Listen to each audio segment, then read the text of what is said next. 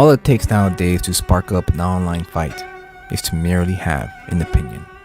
One opinion will cause many to spiral into a pit hole of anger where no one dialogues, only insults the person who has the unpopular or even the popular opinion regarding the latest trends in comic books, movies, or pulp culture. It makes sense given the circumstance. After all, acting tough behind the protective wall of the black mirror we all own and use on a daily basis makes it easy for anyone to jump right into a tirade of insults and threats. Again, just for having an opinion that they may disagree with. I decided to go against that notion. I've decided to start a video series where we discuss the hot topic issues within the comic book industry and pulp culture and provide you with another perspective. One of logic, reason, with just plain old dialogue between two people who have different opinions. My co-host and I will discuss the pulp culture topics at hand in a fun, engaging, and respectable manner. So, without further ado, let's talk about it.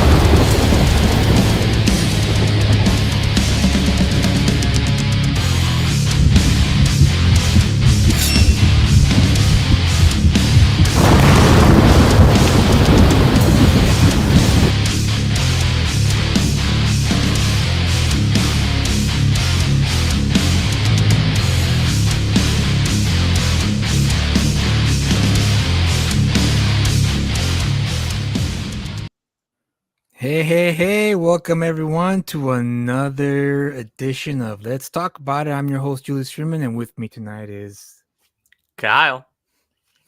Kyle. So last week, Kyle wasn't with us. He had a prior engagement that he couldn't get out of. But now he's back tonight, and we're going to have another edition of Is It Worth the Pickup later tonight. But before we do that, actually, it's Friday. Wow.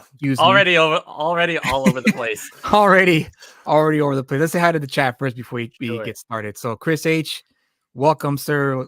Welcome back. Freddie, always good to see you, man. Good to have you here with us tonight. Justin Soto, what's up, dude? How you doing, dude? That's it. And Freddie Not says that drawing of the Ghetto Dragon in the dojo is freaking dope. Who drew that? It was an artist by the name of Afu Chan. That sounds like something you say when you're sneezing. Oh, come on. What the hell, Kyle? No disrespect. It's just it's first thing it was drawn by a very talented artist by the name of Afu Chan. He he actually has a very good comic book career currently. He's working for Marvel Comics last time I heard. So good for him. I got to work with them right before he made it to the big leagues, you know. Man, you seem like you do that a lot. I do that a lot. I do that quite often. I guess I have a a good eye for talent before they get spotted out by the editorial teams of Marvel and DC Comics. But whatever, that's neither here or there. Kyle, how has your week been? Holy shit, I can't. Wow. Jeez. My week was pretty good. On this last Sunday, I was at Cal Comic Con or Cali Comic Con. I think I forgot what it's. I don't know if there was Cali or Cal Comic Con. Anyway, and picked up some really awesome stuff. And there's a really great story of person that I met and I got something from, but I will tell you that in a little bit. But first, I just want to show off my stuff that I got. All right. I got, so first off, this is not comic book related, but I did get these first print of Ralph McQuarrie's concept art. Nice. Oh yeah, dude, the Star Wars, from the Hoth system. Yes, Empire Strikes Back. Empire Strikes Back. Nice, dude. What that set you back on? Only $50 with the frame and everything. And that's the original. This is not a reprint or nothing. I think it is a print. Oh, it's a print. Okay, all right. I don't think it's the original. I think cost, like, what am I talking about? Right, a lot of money. And then I also got this one, but I think it's like one of the earlier prints. Cal Comic Con. I'm like, yeah. Cal Comic Con. Wow, look at that. This is Dagobah. Now this is the this particular art piece I know was an inspiration from one of the Mandalorian episodes because all these of the little eggs. Yep. They never actually made it in the movie, but then they took this piece and then they, along with another one that had the spider that they used. Yeah, right. And they used that in the show. Nice, dude. Nice. So I got, that was also $50. So those were cool. I got those. In terms of let's see. In terms of comic books, I got this Origin of Captain America. Very nice, very nice. Very iconic cover. I got this for like $1.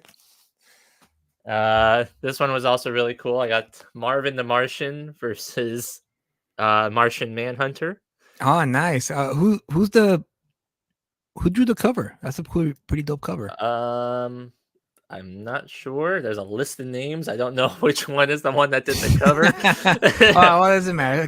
There's the names. So it's one of them. I see Lopresti. It might be Lopresti. It might be Aaron Lopresti who drew that cover. Possibly. I guess I could open it, but I'm lazy. All right. Fair enough. I got this Captain America Man Without a Country. Oh, nice. Is that Mark Waid? Mark Waid? Yeah. That's the Mark Waid storyline. Right. I heard it was good.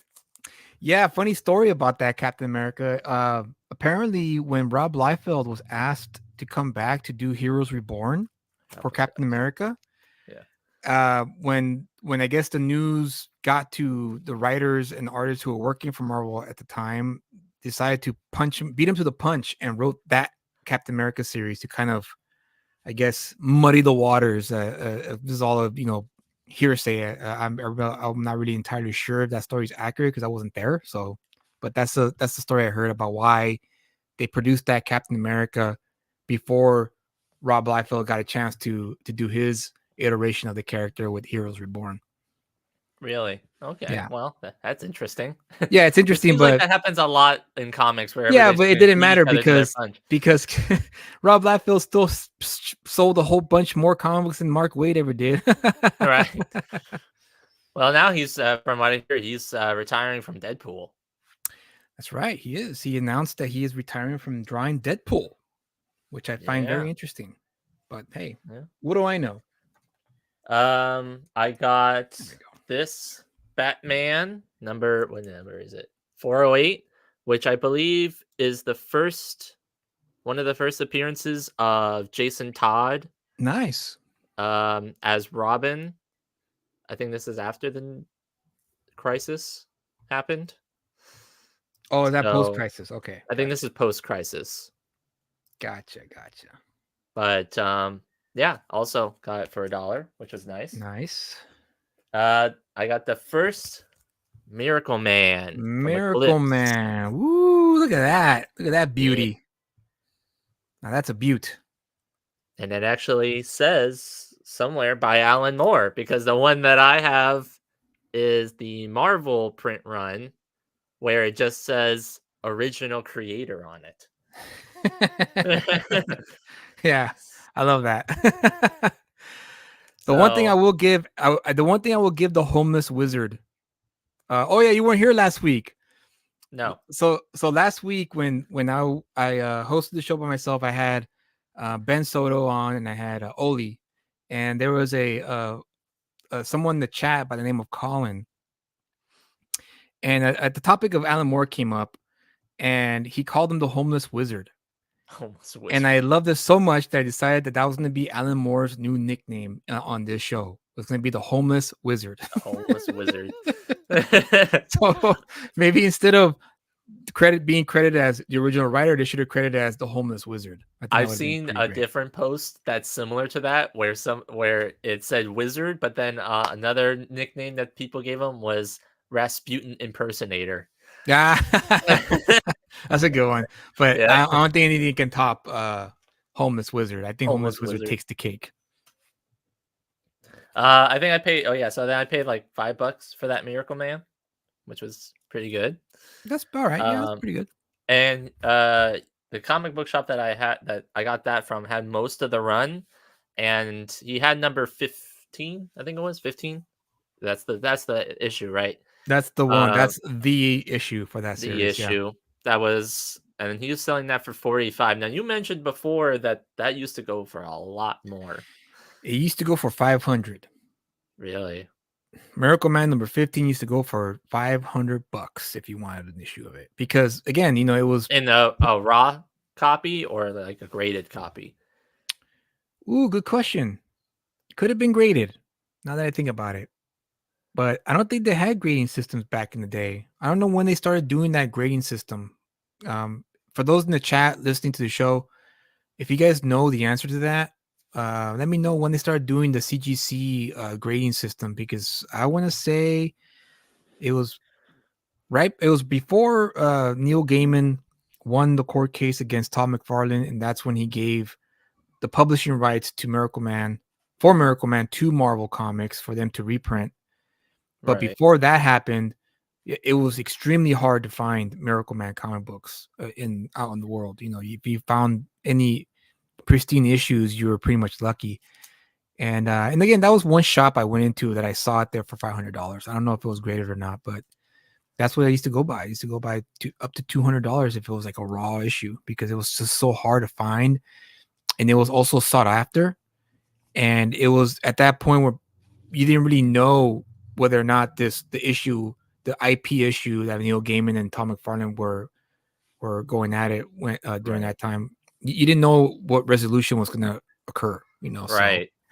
Because So, I think it was only like a couple issues after that because then Alan Moore left, and then it was just Neil Gaiman and them that were took over.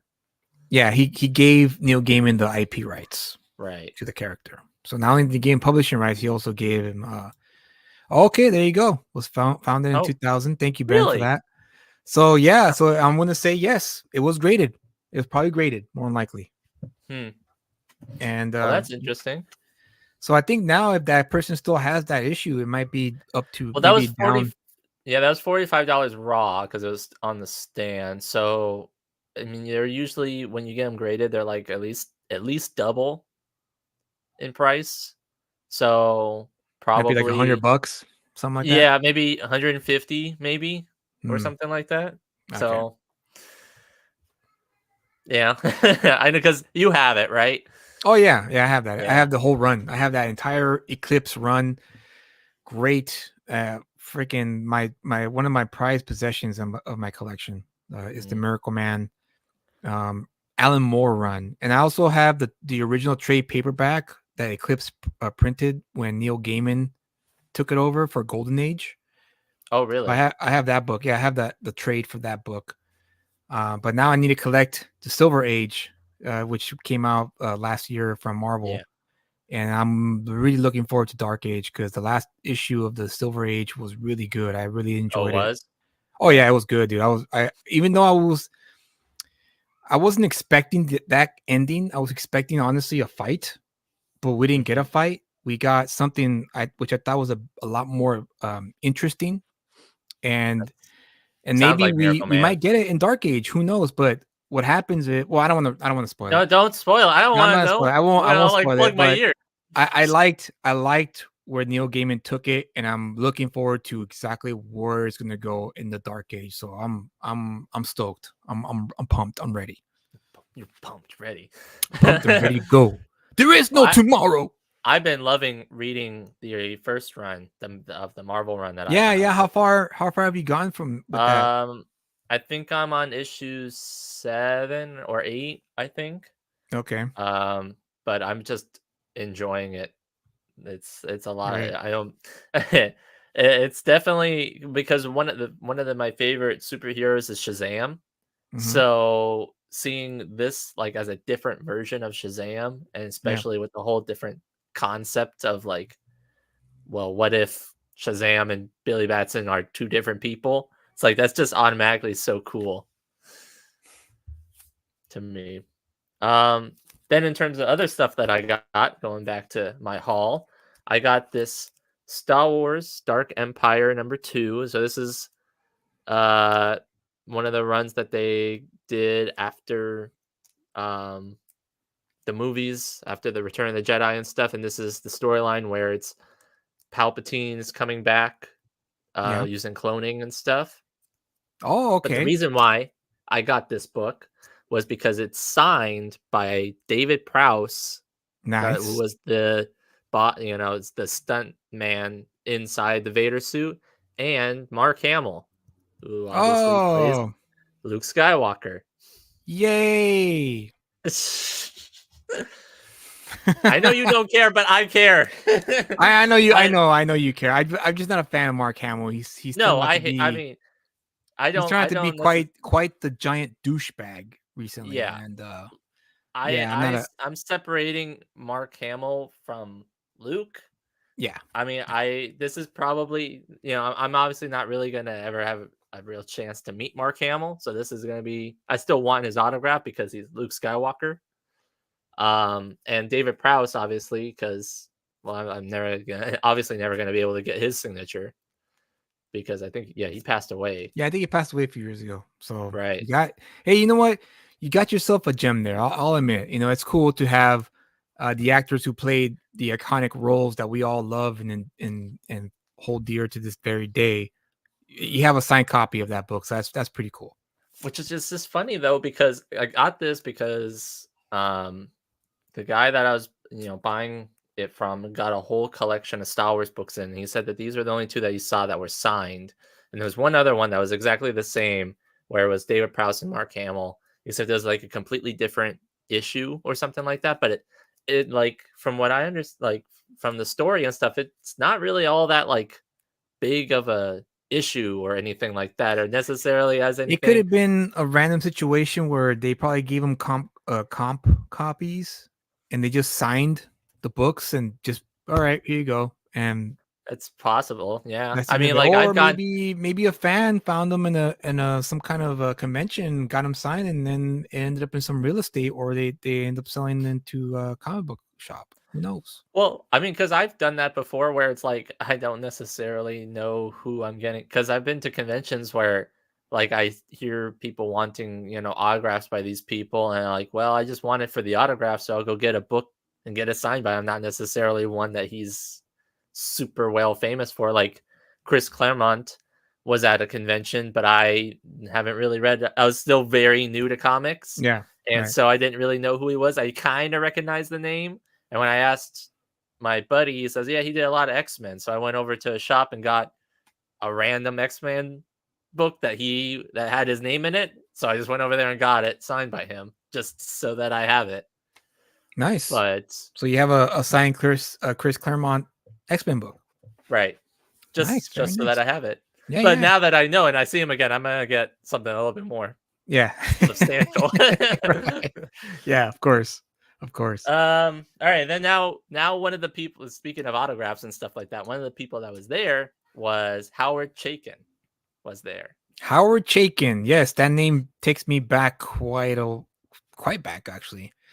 American Flag. He's for those of you who don't know, I'm sure most of you know who Howard Chaykin is, but for those who don't know, he is the writer and artist of the comic book called American Flag, which was a really a book that sold well during the 80s, and he's had a long career since then, still drawing and writing to this day at his old age. So good, kudos to him. He was also the cover artist for the first 10 of the Marvel Star Wars books. The first Marvel Star Wars books. The first 10 of the when it came back to Marvel after Disney bought Lucasfilm, right? Okay. Yeah. No. The original Marvel run. Oh, in the 70s, in the 70s. The 80s, early 80s, actually, early 80s, I think. Early 80s, 70s, yeah. The original Marvel Star Wars run. He was the cover artist. Very cool. Yeah. So there was actually some people getting books, specifically Star Wars books, signed by him there, and he was charging more for that too. He was charging $20 for Star Wars books, $10 for other books. Now, I tweeted out earlier today about this particular story about saving your Green Lantern book. So why don't you tell the people who are watching the stream right now exactly how Howard Chaykin saved your Green Lantern book? So what happened was, so I go there and I see him. He was talking to some people and he was doing sketches, and I went to go and see him because I had a book there, a Green Lantern book, which was Guy Gardner Collateral Damage that he wrote and drew. Side note, I didn't necessarily like the writing in it. It was kind of an okay story, but will you go so far to say it's not worth the pickup? And well, I want to go that far. There's like 2 parts, so definitely read both parts. I say the second part is definitely better than the first part, but I got this signed by him, and then I saw on the little flyer that he had was that he was doing original sketches. And I've always wanted to, like, now that I'm sort of in comics and doing this stuff, I'm looking more towards like getting original art and stuff done. I'm like, and one of his prices there, I'm like, oh, well, this guy's a pretty well-known guy. He's done Green Lantern stuff before. I'm going to ask him to do a Kyle Rayner sketch for me. So there it is, the Kyle Rayner sketch that he drew for me. And I love it. It's great. When I went and asked him, and I'm like, hey, do you do Kyle Rayner? And he's all like, yeah, but I need like some sort of reference or something like that because I don't know him off the top of my head. I know he has a specific different mask than the other Green Lanterns. And I'm like, he's all like, if you just get me some sort of reference picture, then I'll have it done in like, 20, 30 minutes. So I go and I already had a book that I got, which was this book, which was Green Lantern 1 Million. Okay. And this was one of the ones that I was like trying to get to finish my run. And so I'm like, cool, I have this. I went over to him and I'm like, is this good enough for you? He's like, oh yeah, that's fine. All right, just give me, 20, 30 minutes. And I'm like, cool. All right. So I went with my buddy and we went to go get something to eat. And then I come back and he's all like, I'm so sorry, dude. I haven't even started your drawing yet because some guy took that Green Lantern book that I had referenced and just left. And I had to go and run him down and get it back for you. So I haven't even started. So there you have it. Oh, wow. Just like, all right, well, that's fine. I'll just come back in another 30 minutes. And so, yeah, he comes and he starts drawing it and then he makes that and he's like, sorry about all the, problem and stuff, but it's just funny that some guy just goes and takes my Green Lantern book with him. Now, I'm wondering if the guy tried to steal the book. Now, first, before you answer that question, Freddie says you should have asked him to draw you as Kyle Rayner. Oh, that would I have didn't been even something. think about that. That would have been something. That'd be cool. I don't know, man. Like, that's just so strange to me that someone would just pick up the book without even considering that it's not even theirs. I know. Well, and the thing too is that, like, okay, my theory of what happened is because this book has nothing to do with Howard Chaykin, Right. Exactly. So my theory is that, like, whoever it was brought a stack of books and they were having him sign it, and maybe just like when they were grabbing all their stuff, grabbed this with it and then left. But the thing was, though, like, on his table, Howard Chaykin's table, there was like no other books that he had on his table. Yeah. It was just his original art, and it was just like a little pile of that. So there was like no other book that he had on his table besides mine that he was using for a reference. Now, like, my I guess good side is saying, oh, it was an honest mistake, that kind of thing. But my ghetto side is like, nah, that guy tried to punk you and that book. But Benjamin Soto says they probably thought someone forgot it and decided to take it. Why would they take it, Ben? Why would they take something just like, oh, look, this book maybe belong to somebody? No, I'll just take it and give it to him. It's like, was this yours? I found it on a table next to some guy. Oh, man. Well, I mean, that's a great story, dude. I mean, that's awesome that you had this veteran. I'll consider him a legend. I can just imagine him, like, getting everything ready, right? He has his sketchbook out, he has his pencil and his pen, and he's like, what happened to the book? Where'd the book go? And realizing, oh, wait a minute, no, and getting out of his table and running and chasing the guy down, dude. I know. That's wild. I wish I would have seen that. That would have been great. That's the thing too. We were gone. Me and my buddy were gone, so I wish I would have saw him, like, going around the, like, convention center area and trying to, like, that book doesn't belong to you, man. Like, what do you even say to that? It's like you go over to him. It's like, I think you have something that's not yours there. Yeah. Yeah, that's wild, dude. That's absolutely wild. But hey, now I have this great sketch and a story to go along with it. So it's pretty cool, pretty fitting that my first sort of commissioned sketch piece has a pretty good story to go with it. Yeah, absolutely. Absolutely. That's a great conversation piece for sure. Yeah. It's like, not only did I get this art piece by a noteworthy and famous artist, but he specifically ran down people who were trying to steal my book. You know, what'd be even funnier if he didn't really care. He was like, I need it for a reference. I need it for the reference. I need it for a reference. Get that back to me. I need it for reference, damn it. Holy mackerel. So anyway, but yeah, it was great. That was a really fun convention that I went to, and just because of that, like, him being in my, like, top, like 10 or 20 cool people of artists and writers and stuff, he jumped up there, man. Just great. Because of that. Yeah, that's great. Hey, that's all it takes, man. Them going an extra mile to make sure that they give you back everything you gave them. So kudos to Mr.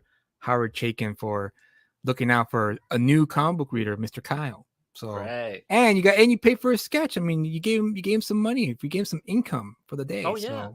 No, I wasn't gonna pull one on him and just just take it and leave, and so he had to come chase me down.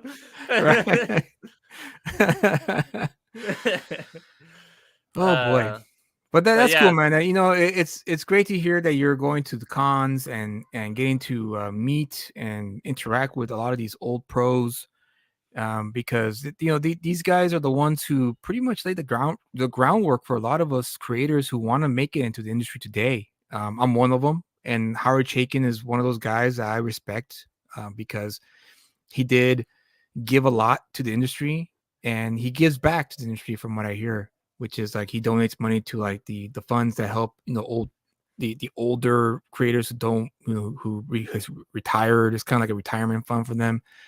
He does all these great things for the industry, and I'm happy to hear that he's still doing the round, making the rounds of that. Yeah.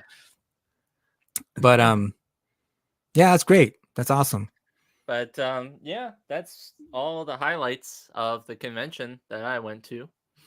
Cool. Very cool. Oh, Now, I want to ask you something, Kyle. Gina Carano. Okay. Gina Carano. Now, I wasn't a big fan of her acting in Mandalorian. I thought her acting was blah, if I'm being honest. And I love Gina Carano, so don't come at me, bro. All right. For those out there who everybody's already Carano, typing in the comments. Man. I know they're like, oh, yeah, you as fucking, soon as you said that, they fucking Judas, fuck you. I used to back you, but now fuck you, man. Just because of that. Just because of that. Freddie says it's crazy that a lot of artists need references. When I was younger, all I used was references, but it was discouraging because I felt I never was getting better. Maybe I'll pick the pen up again, dude. Yes, do it, man. Don't be discouraged, dude. Like everyone needs a point of reference for anything, right? Writers need a point of reference for, like, say if I want to write a scene that involves like surgery, I'm gonna do some research as a point of reference as to I could, properly name the tools that the surgeons use and the procedures and all that stuff. Doesn't have to be, too like crazy, but yeah, do it, man. Chris H says she's badass in Haywire. I heard about that. I actually heard that she was really good in Haywire. And granted, when Mandalorian, she was kind of still fairly new to acting, because she was pretty good in Deadpool as one of the badass super villains. That fought against Deadpool, which I like. I like Superhero landing. Yeah. Really she was pretty good in that one, and I just wish that we got to see a little bit of boob, and not have Colossus cover that up. If I'm just being honest. Perv. Hey man, it's Carano, dude. Jeez. But yeah, she in Mandalorian, she was okay, for me. I was like, okay, yeah, she still needs a little bit of work on that acting skills, but she was a really good physical actress. Like, she really did well with the fight scenes, which is like perfect, right? It was perfect for her. So of course, a little backstory. If I'm sure everyone here, yeah, exactly, Freddie. But I still dug it. She was a great character in that movie. I really liked her character. But so I'm sure for those of you already know the story. She got fired, or she got let go from Disney, fired, let go, whatever. And it was a big, I guess, controversial thing that Disney did because of a post that she put on Twitter. I saw the post. I thought it was an over exaggeration on the part of Disney. I was like, oh, they fired her for that? Okay, that's kind of weird, that they would let her go for something it wasn't even that extreme, to be honest with you. No, but especially considering what Pedro Pascal and some of the other actors post on their Instagrams and Twitters. Yeah, and hey, I'm American just like everyone else in this country, and I'm all about freedom of speech. I'm all about, hey, if you want to give your opinion, give your opinion. I don't care, dude. Like, you be you do you, right? And if you have your beliefs, stand on them. And if you want to be arrogant, well, then you're gonna get taken down a peg or two by other, more likely a lot more intelligent, a lot more perceptive thinkers who can work around your little logical fallacies that you do in your head when you become an arrogant ideologue. So she gets let go, big controversy, a lot of fans were upset, and fast forward to today, and she decides to sue Disney. Now, this kind of confused me. Maybe the people in the chat can put things in context for me, because I have no idea why she would do it now and not when she first got let go. That's I- that's the biggest question I have is I- why now and not when she first got let go? What I are your think thoughts? What are your thoughts, Kyle, about that? from what I've heard of this whole story, is Elon Musk sent a tweet that said, "If you had ever been Ah, fired, yeah, if you ever been fired because of something you posted on Twitter or something like that, I will front the bill and provide legal counsel type thing for ah, anybody."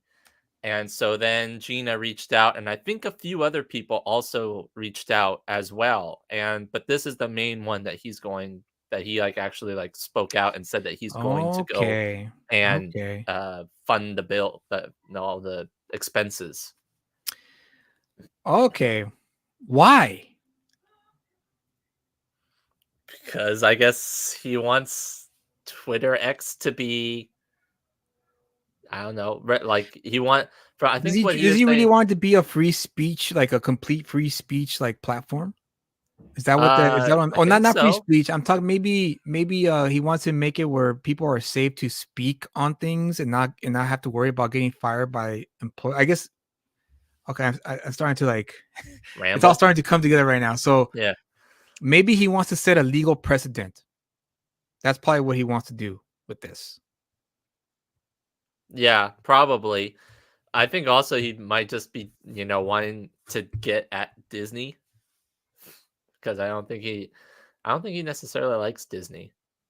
So, No, don't you remember that famous clip? Go fuck yourselves. And he's right, like, yeah. go fuck yourselves. So I think this is a way for him to kind of fight them.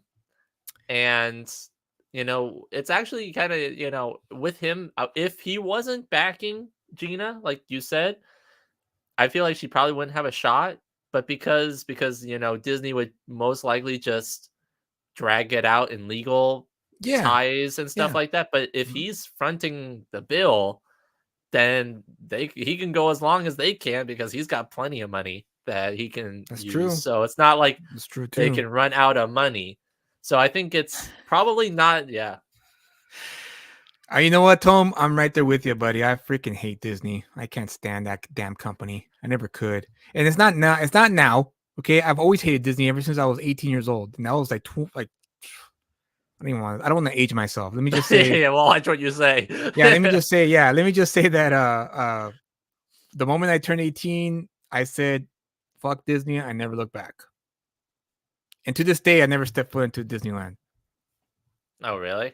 Yeah, never, Yeah. never. Now the thing is though, I do like Disney.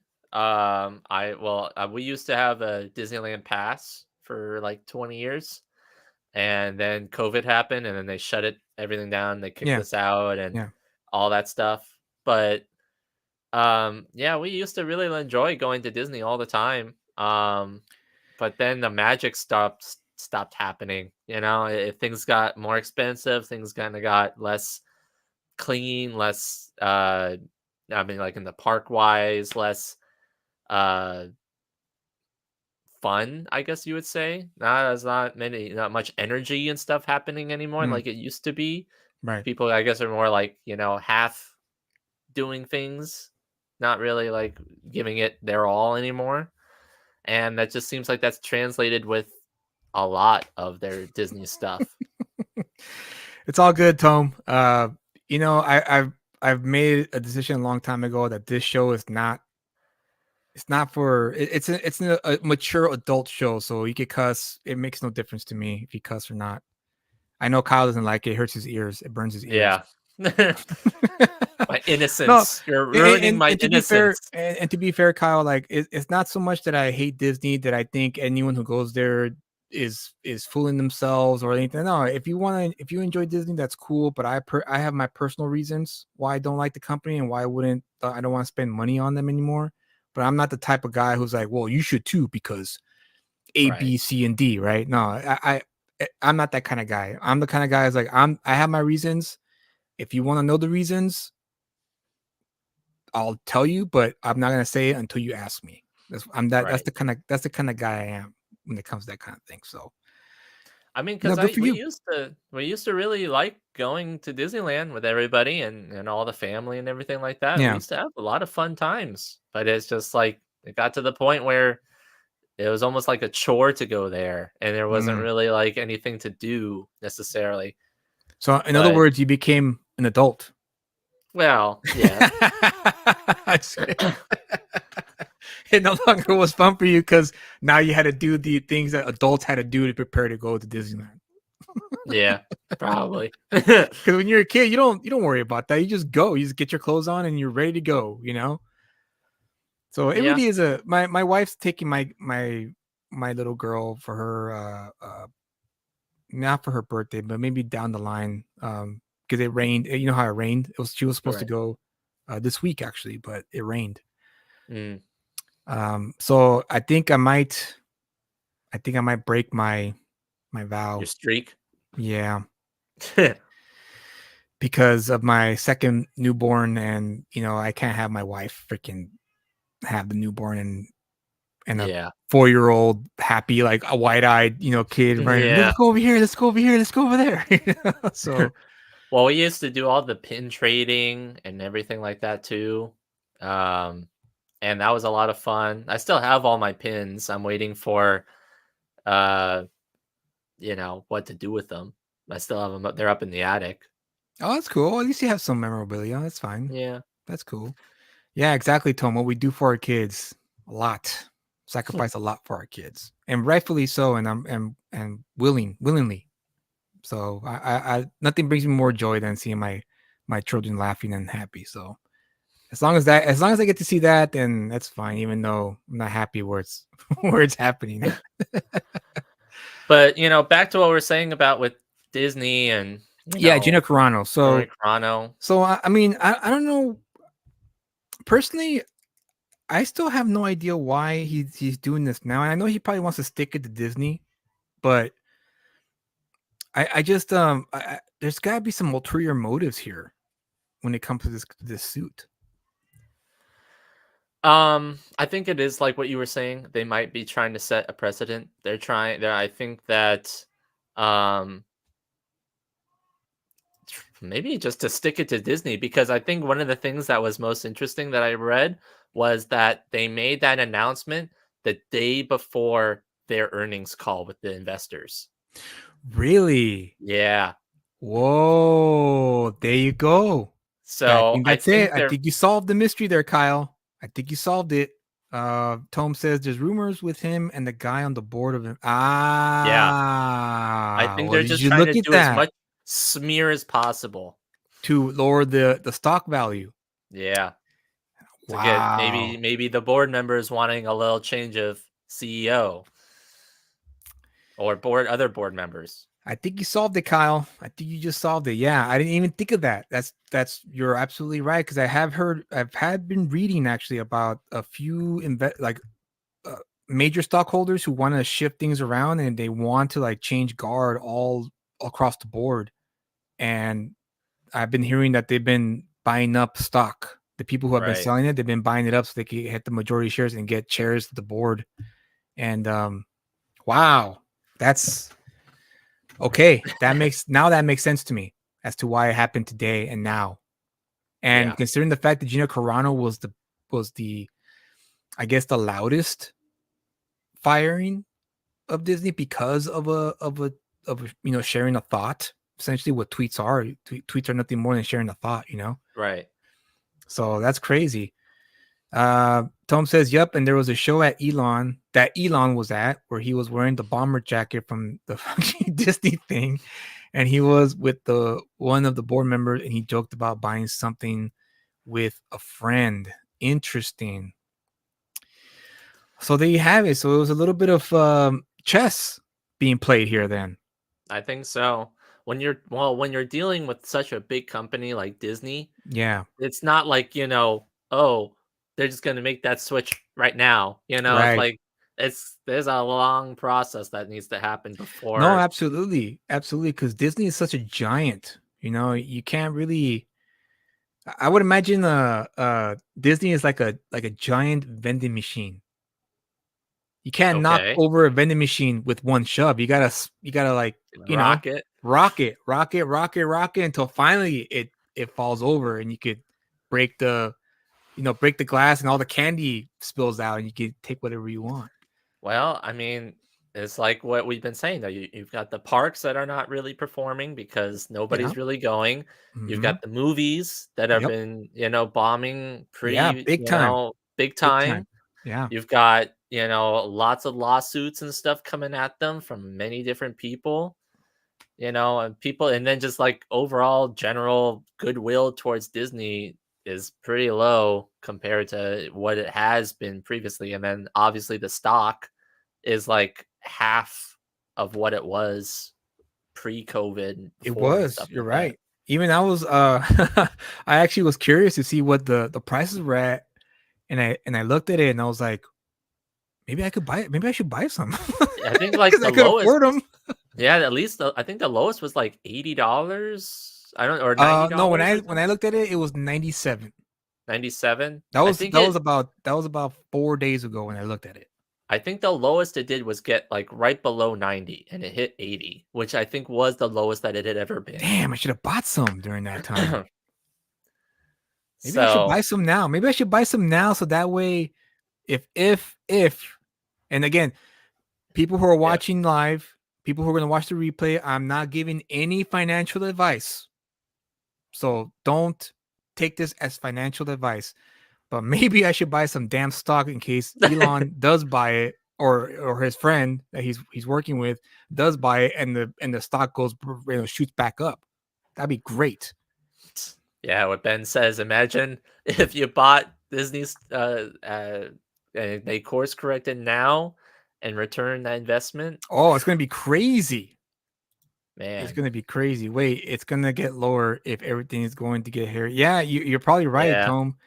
If this goes to trial or to a jury, I personally don't think it is because typically corporations that big, and especially a corporation like Disney specifically, they don't Mhm. want the bad press. No, they'll They want to settle. keep this, yeah, they want to settle it and they want to keep this quiet hush. They want to, because image is everything for Disney. They don't want bad imagery. They don't want to have Ma a bad public image to the people who essentially fucking, go to their parks and watch their movies. There's a lot of Disney heads that still love Disney to this very day, even with all the messy hullabaloo that's going on right now. It's one of those things that they just and Disney knows it too. They know that, but if enough people start to, give them money, then they're gonna start suffering more and more, and especially since the big chunk is movies and TV shows, and that's not doing well. Yeah, that adds up. That does add up. Freddie did offer a differing opinion and say that any employer, I'm all for freedom of speech, but any employer can fire whoever they want. Yes, I agree with you there, Freddie. Like I said, I don't know. I think officially they didn't renew her contract. So her contract came up and they just decided not to renew it. And people misconstrued that to her being fired for that tweet. But in reality, it was like, no, we're not going to go with you, even though we had plans for you Yeah. in the work. So it's like whether we don't know we don't know all the behind the scenes stuff, Yeah, we whether or not don't. she No, had we a don't. contract and stuff. However, the way it was handled was very messy and not a good way to split off somebody. Right. So Yeah. how it was handled could have probably have been better and not be so messy and where all this would happen. But yes, I mean, technically, if that's the story and that's true that they just didn't renew her contract, then yeah. But My cuz posted a joke where you opened a can of beer when his car caught on fire on his way to work, and now he's fired. Whoa, wow. that sucks. Hey, what's up, ID Crisis? Yeah, you know what, guys? If you guys are watching YouTube, hit the like button. Subscribe to the channel. We're here every Friday. We're going to talk about, again, any topic that comes to mind or any topic that may be, like, for instance, right now we're talking about the Gino Carano thing because everyone's talking about it. Everyone is buzzing around this because it's like, I was speculating, but now that we're talking it out, now I can see clearly. Not clearly, I guess we could see a little bit of what's going on here. This little scheming going on by Elon Musk, as to how he's gonna help try to bring Disney down a notch or two. So yeah, hit the like button, subscribe. Thank you, ID Crisis, for that. Tom says they can, but it's also getting weirder with the struggle session they wanted to have that may have been spearheaded by that Headland Ho. Oh, The Headland Ho who is doing the acolyte. Oh yes, she. Yeah. That's right. Leslie And turned Headland. her head when she worked. Yes. Oh, for Weinstein. That's right. Right. That's right. The personal assistant. Yes, the honey pot. Right? Is that what you call it? The honey trap. No, honey trap. I don't know. Yeah, is that how you call it, guys? The honey trap? He The says honey yeah. trap is Tom- when you get Tom someone says to yes. to trap someone. Yeah, like the flies, right? That's right, dude. I totally forgot that she did that. Whoa, dude, I can't believe that. Wow. That's crazy, man. I totally forgot about that. She was the Weinstein assistant who turned she turned her a blind eye when she knew. I'm sure she knew. I mean, come on. Yeah, you would Holy think so. mackerel. Isn't that funny? Isn't that funny how like the loudest people who are all about that are the ones who actually like perpetrated it? Perpetrated. Thank you. And everything's alleged. Just want to put that out there. Everything that I'm saying right now currently about that person who was doing the acolyte and was Harvey Weinstein's assistant, who may or may have not known what he was doing to those poor women, it's all alleged. Just want to put that out there. Yes. Put a disclaimer. Yes. But wow, okay, so I guess we cracked the some of the mystery. Wow. So Here, folks, let's talk about Let's talk about it. We discovered the entire Elon Musk plot and on what they're going to do with Disney. Yeah.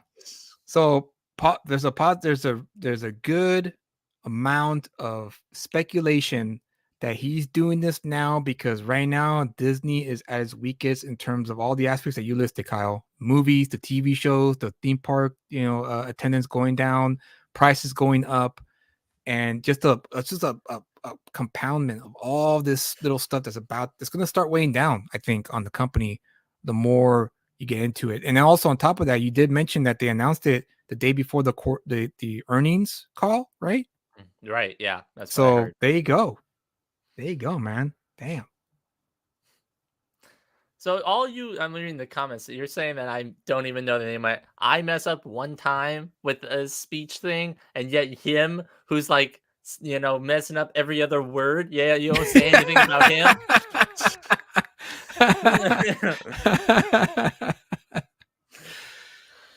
Yeah, well, it's because I guess I'm endearing enough. I don't know, Kyle. Well, I'm not. Dionysius is saying it with love. Come on, man. Oh, sure. Yeah. Well, wow. That's quite a revelation that we have deduced in this conversation. So, wow. We should write Sherlock Holmes books now. I think we should, Kyle. I think you and I should write Sherlock Holmes novels and sell them to the estate, so that way they can keep writing novels for the character. Do they even do that anymore? I don't think so. No. I don't think so. No. But whatever. Wow. Yeah, I think that sums it up for this one. For this topic. Yeah. Yeah, because I can't think of anything else to talk about because we're close to the wire on. We could talk about. Freddie Ness. Well, first, thank you, Dionysius, for this. This is seriously one of the best show, boys. I hope this thing catches on this year. I hope so too. Because we're not gonna shy away from any topic. We're gonna go for it all the way in. And we decided this week we talk about Gina Carano because that was the most, for me, for the both of us anyway, it was the most interesting because of the implications of that and why it's happening now as opposed to 3 or 4 years ago, however long it was when they fired her. So yeah, crazy But we talk times. about, whatever comes up during the week. Freddie says, when they started working, there were 2 rules in the workplace: no politics, no religion. I've lived by that, and if more people would, they would all have their job. You know what, Freddie? You're right, dude. You're absolutely right. Now, I've learned personally that in my part of the world, it's okay if the people around you are not, I guess, soft. Yeah.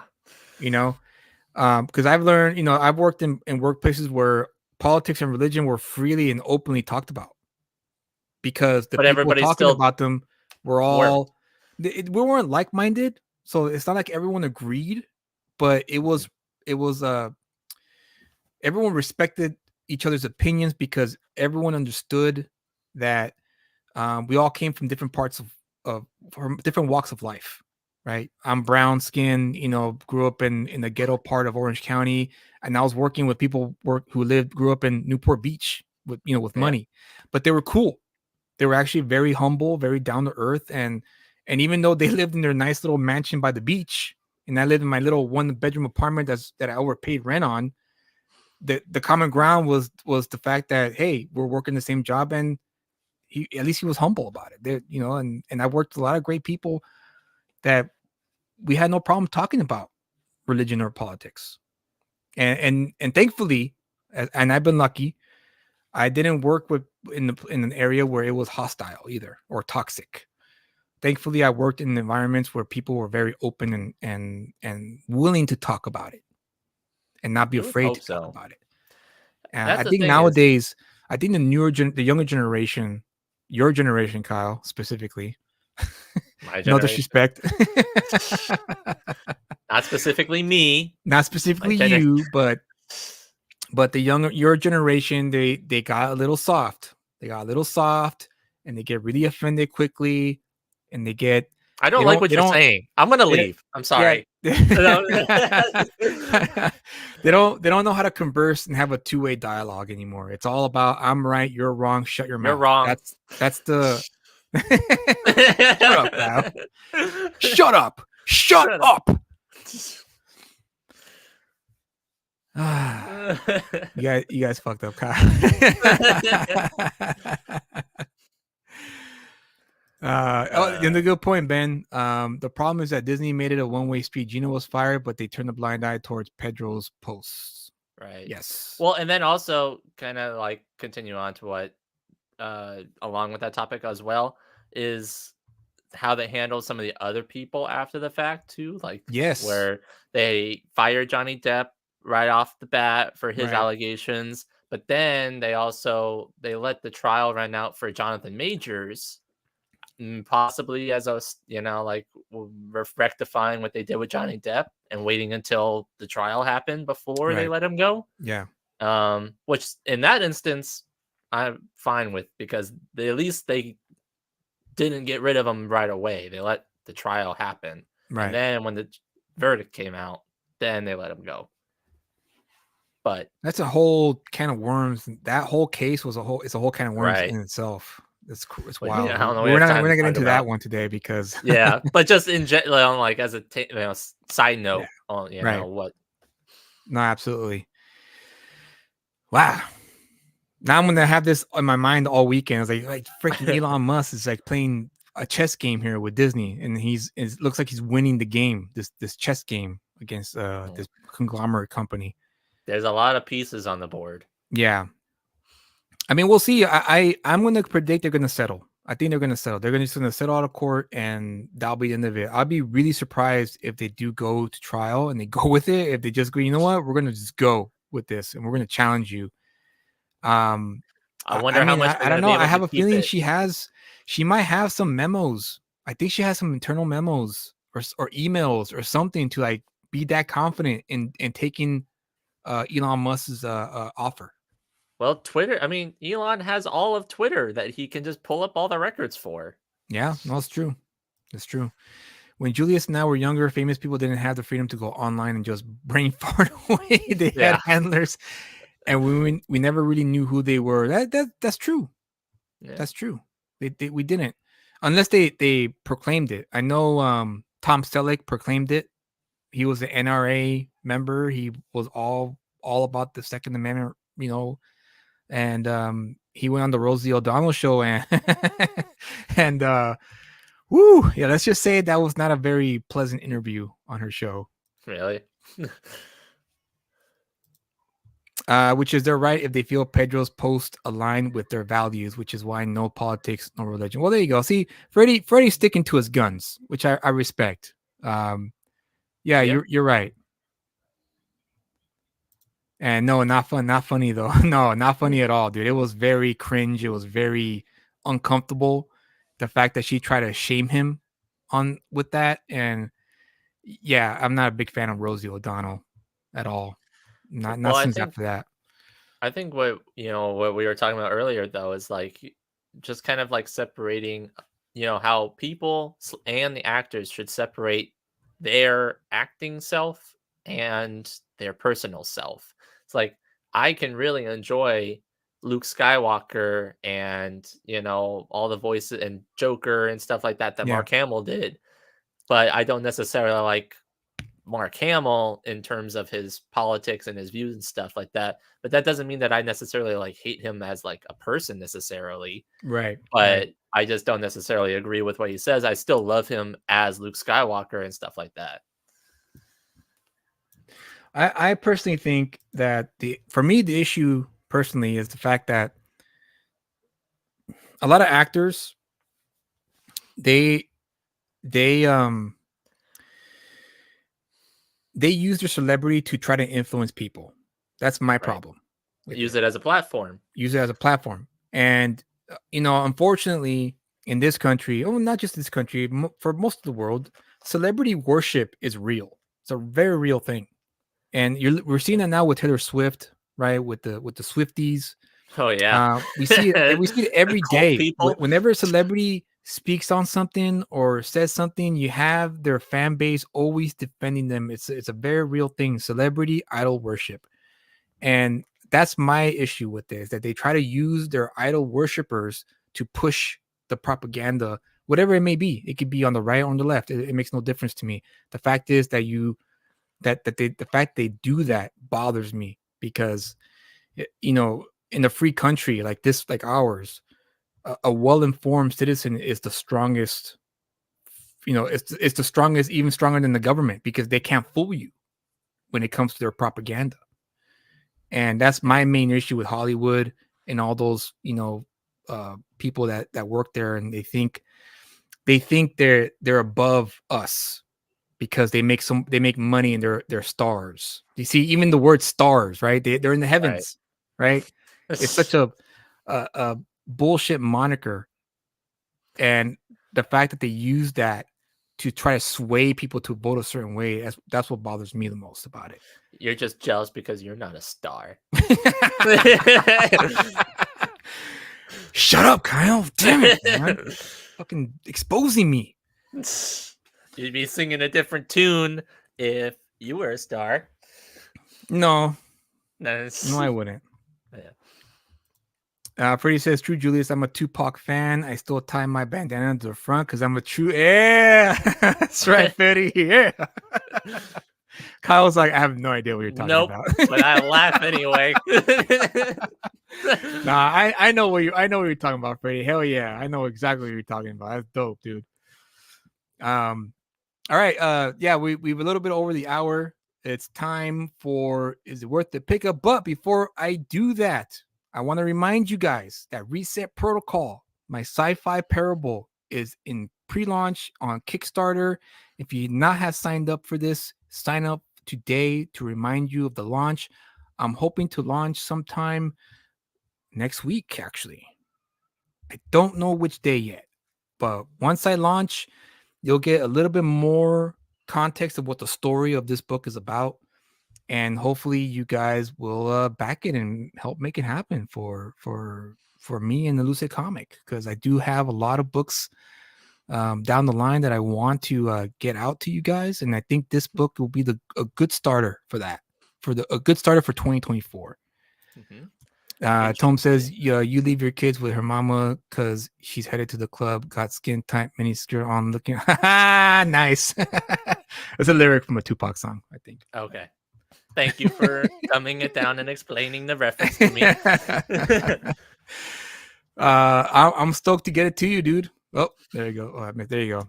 I'm stoked to get it to you, Tom, and to not just Tom, but also anyone else who wants to back it. And I hope you guys back it because it is a good story. The artwork is phenomenal. It's drawn by a very famous artist that I I'm got looking to forward to hire. it. Huh?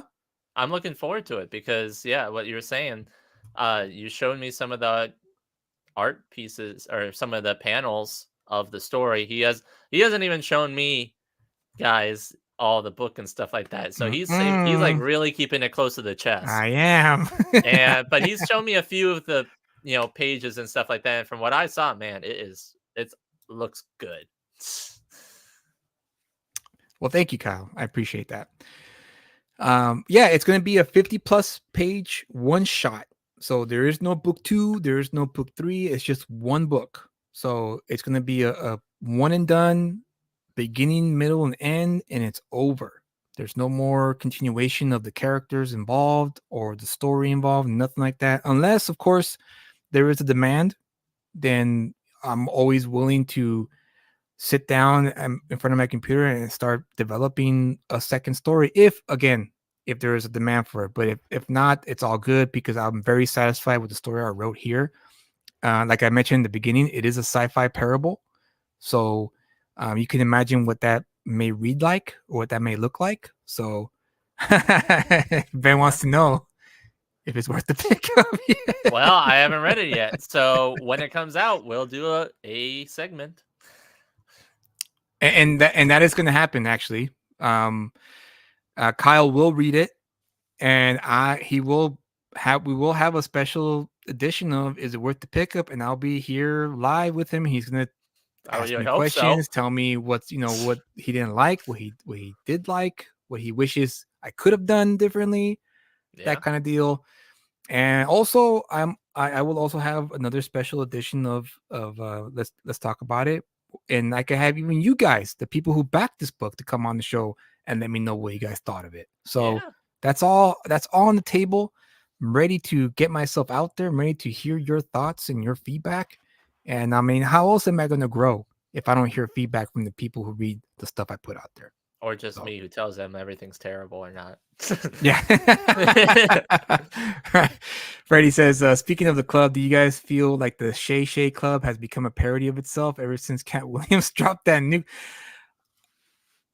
I'm going to say 50-50 on that, Freddie. But that's another topic for another day. Maybe I should create another show where it's just me talking about conspiracy theories and stuff. That's called Us at Work. Oh, come on! I don't really do it that often. I mean, I do it a lot, but not often. Well, I don't drown you with it. I mean, I come in heavy sometimes, but I don't drown you with it, Kyle. I mean, do I? Do you want my honest answer? Yeah, well, man, I want an honest answer. That's a lot.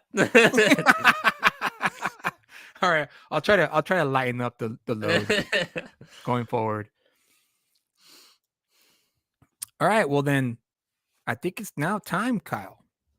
It's now time, and this isn't a conspiracy. This is the real thing. It's now time, ladies and gentlemen, for Is It Worth the Pickup?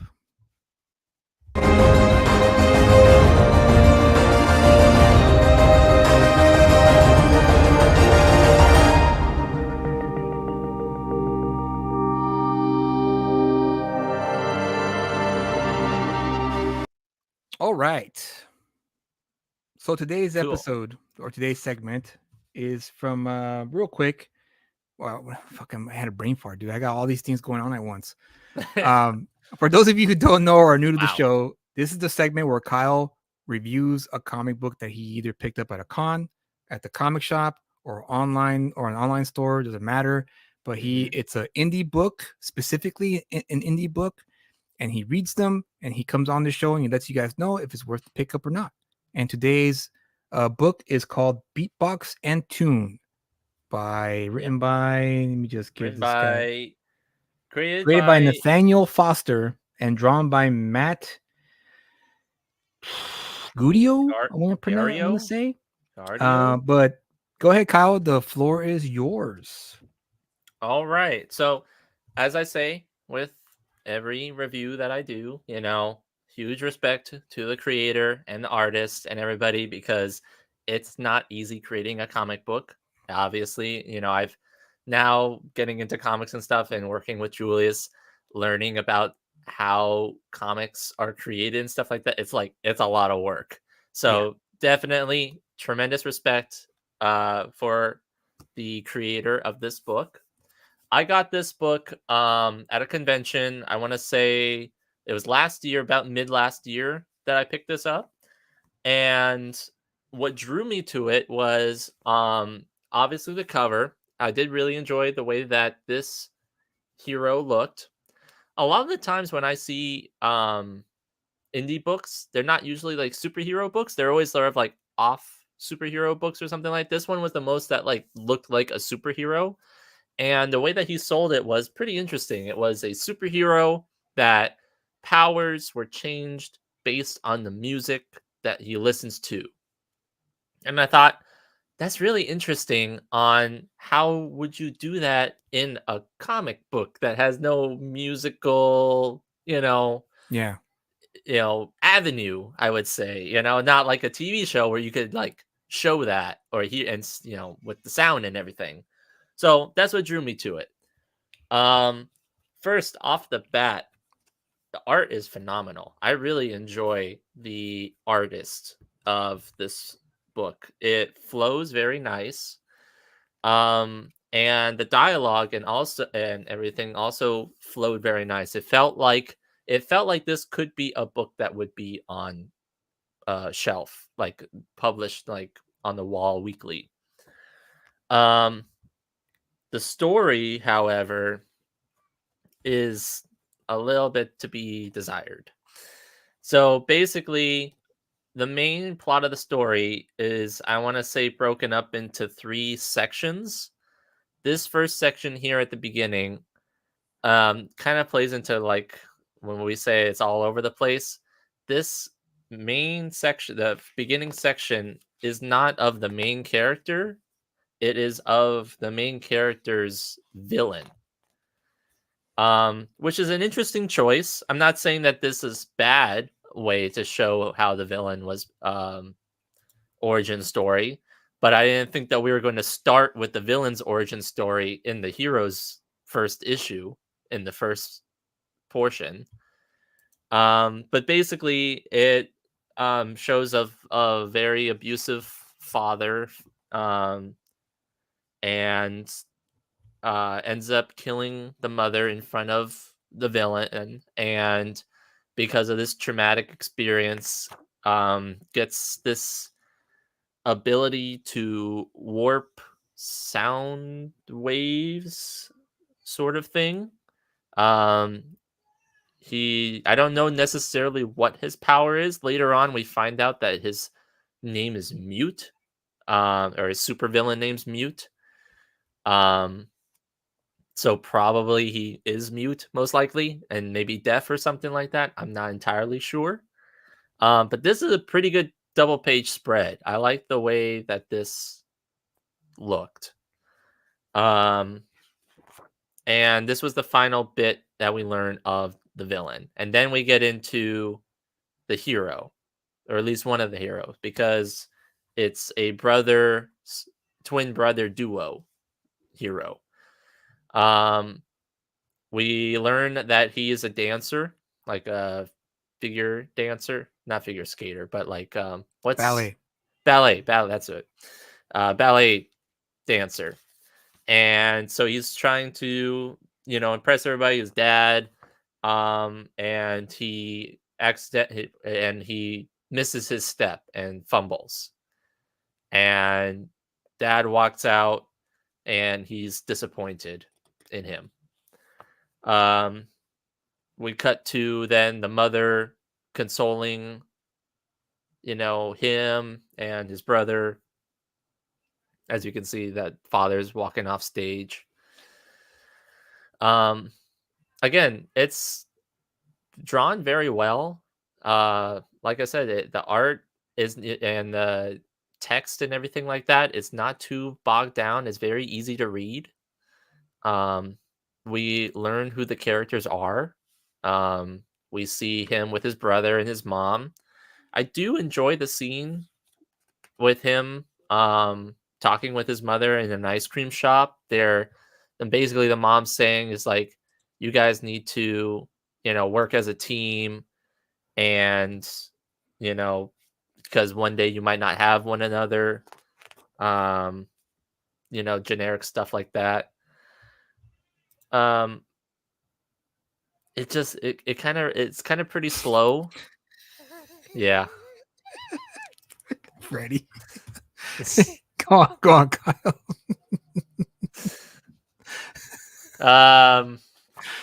And then we finally get to some action, which would be like the last 8 or so, not 10 pages or so, where we already jump in with him going to a nightclub,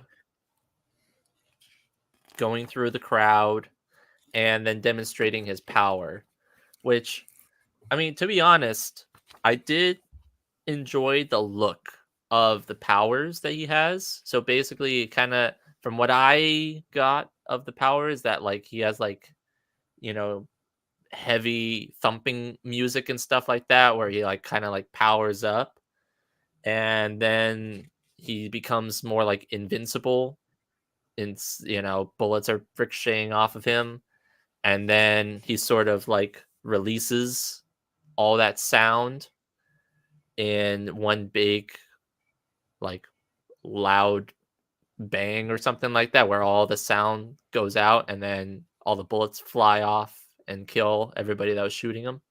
So that was pretty cool. I like that aspect of it. I think you probably gone a little bit more in depth of how the powers work. I mean, they do a little bit, but basically, yeah, then his brother comes and says, I know a lead on our mom's killer. And that's the cliffhanger. And that's it. So I think one of the things that like really hurts this book is that it's not necessarily bad. It's just that it's a lot of setup, and it's jumbled around, where I think they could have, if they had a little bit more editing, seen what,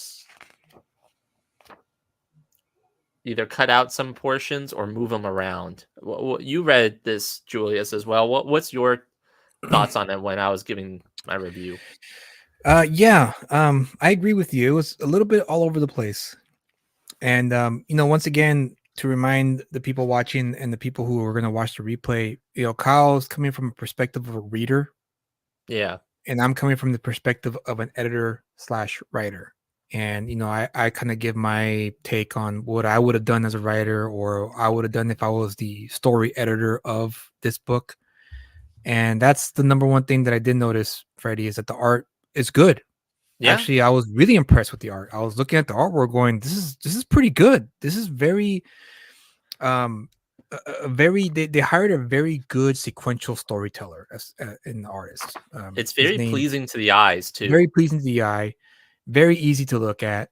I mean, the sequentials flowed smoothly. The writing itself, in terms of flow, superb. Like great. Like it never dragged for me. It read well. I was vested in what I was reading.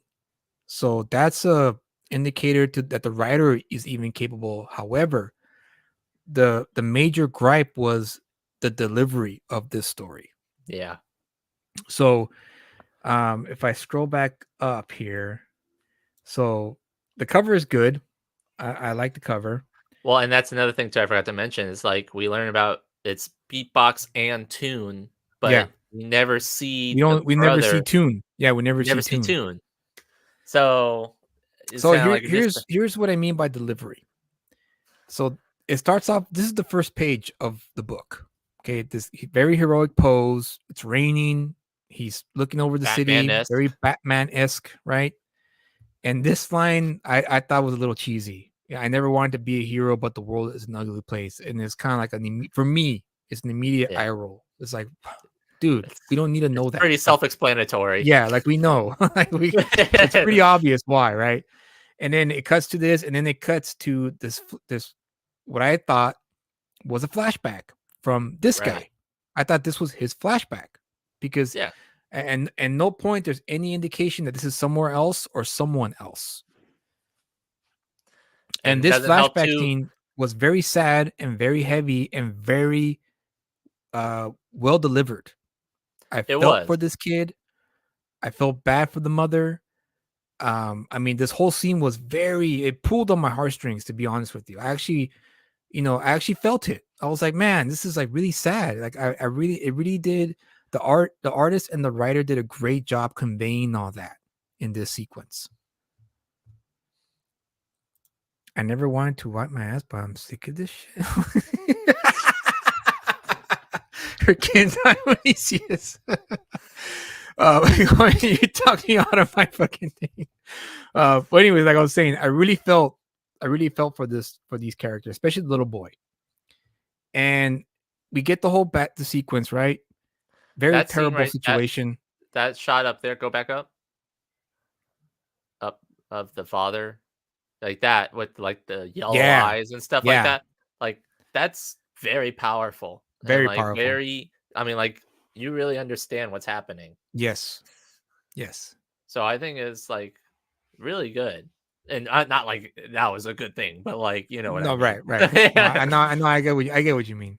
Yeah. And it goes through, right? We see everything that happens is this poor child, Right. and he does this, right? Falls unconscious, and then all of a sudden, boom! 8 years later, we're at the ballet. Now, my first thought was, oh, this is him as an adult man now. He's a ballet dancer. I thought that too when I first read it. And I'm thinking, okay, cool, right? And then he's got dark hair. Dark hair, you know? Dark hair, right? Dark hair. And then his dad's in the stands, and I'm going, wait, what? This is not the same guy. Wait, what is this? So it took me out of the story. Now, maybe the writer wanted to do a misdirect, which is possible. I mean, anything's possible at this point. However, it doesn't work. It doesn't land because I'm immediately thinking that this ballet him dancer with the ballet. Yeah, it's a boy.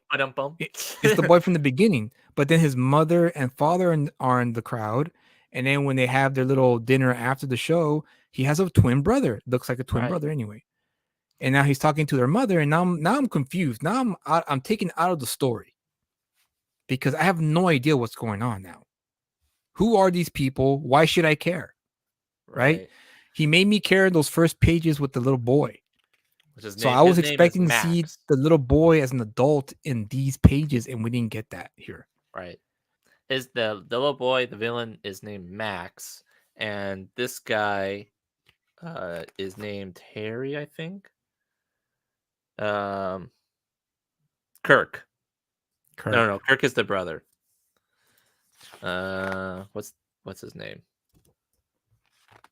Ben says that they should have saved the villain origin story till they featured the villain in the story. Absolutely, Ben. Harry. I totally agree with you there. Yeah, Harry is Beatbox and Kirk is Tune. Okay. But see, that's not established here though. This is the first issue. And granted, you don't have to give everything, as Dionysius said when he was on our show. Not everything should be spoon-fed to us. And I totally get that. Yeah. But in this instance, at least you should have stuck with this guy here. Because look, he's beaten up already. He's scratched up. What happened? I want to know what happened. Off page. It happened off. Well, I mean, in the beginning of the book, he's like that. Look, if you look at the beginning of the book, he's beaten. Yeah, his costume is ripped up and everything. And then we have this flashback, then we have this with the brothers, and then we cut back to this. And once again, I'm left asking, why do I care? Right. You know, why do I care about this guy right here? Because this is I the mean, this is the hero of the book. so So who who's is the hero? exactly, Freddie? Who is the hero? And again, it's a shame because the artwork is good, the writing is good. It's It's a just that the great delivery of the concept. story is not hitting. And then he goes in here, and of course we have this pretty good sequence. I dug it too. Yeah, My only yeah. my only pet peeve is I wish we would have seen after his power up when he turned on his uniform or his costume. I wish this instead of because are they hitting his skin? Are they penetrating his skin? Is that what's going on here? Or are they I'm not bouncing off? entirely Because I can't tell. sure.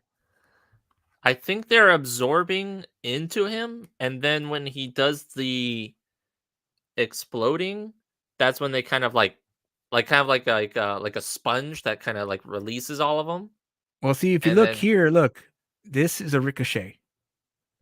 This is a okay, ricochet. This is a ricochet. okay, so they're ricocheting. So I wish if I were the story editor of this book, I would have told the writer instead of this, maybe since he's a sound wave hero, right? He needs sound waves for his powers or music, whatever. Music is sound waves when you break it Yeah, down. It would have been cool to see all the bullets kind of like shivering around him, but they're because they can't vibrating. get through the sound barrier that surrounds his body. And then when he does, you see, like this shot right here would have been cool to see all the bullets kind of like a shell around them. Mm-hmm. And then here, when he does this, then we get not so Yeah, much that, but we get this right here, this all in the a bullets flying splash out. page. That would have been a lot more effective. That would have been a lot more impactful, right? That would have been like, whoa, that's a cool power, right? That's a cool. I want that. Right. And then we get this. And again, why do we care? We never see the mother die, No, right? Because we know those two brothers are from the ballet, not the little boy. not the boy. The boy Not is the boy. dropped. Yeah, that whole thing dropped. So this and I checked the credits as well after I read this book. There was no editor in this book. And that's why it's important to always have an editor. Now I'm guilty of this too. I didn't have an editor for Ghetto Dragon or for Vigilant Fury. However, I did have Gambino, which was a great way for him to see my mistakes. And since I have a good understanding of comic book editing, I now know how to properly edit my own work, I guess in other words. So I'm not completely blind. I mean, still a little blind here and there, but not when it comes to story beats and all that stuff. Because the way I approach editing my books, when the stories I write it and I take a day off from it, and then I come back with fresh eyes the next day. And and you're Yeah. right, Ben. Weird that the brother shows up to this club just to tell him about the lead on their mother's. Absolutely, it was Right after everything happened yeah, too. yeah, yeah. And that's one thing I want to add to this is why it's important to have a good comic book editor, because if I were editing this book, I would have told the guys, okay, who are these people? Why are they here? And if the writer would have explained to me why, I would have told them, get rid of it. Either get rid of it, let's shift some things around, let's move them around. Let's try to focus on one or two things at a time. Yeah, because And most of your emotional investment at the beginning is of the villain. right. Because it's a very effective opening sequence where you really do Yeah. feel for him. Freddy says, wait, they didn't arrest the mother's killer. See, that's the thing. We don't know who that boy is. Now we think that's the villain, but there is no narration boxes to indicate that. Yeah. There's nothing to indicate that. It's written as if the boy is the hero we see in the beginning of the book. Justin said it's a bold choice to start the series with the villain. It's a shame they didn't stick the landing. Exactly, Justin. It could have been if they had just continued the little boy's story.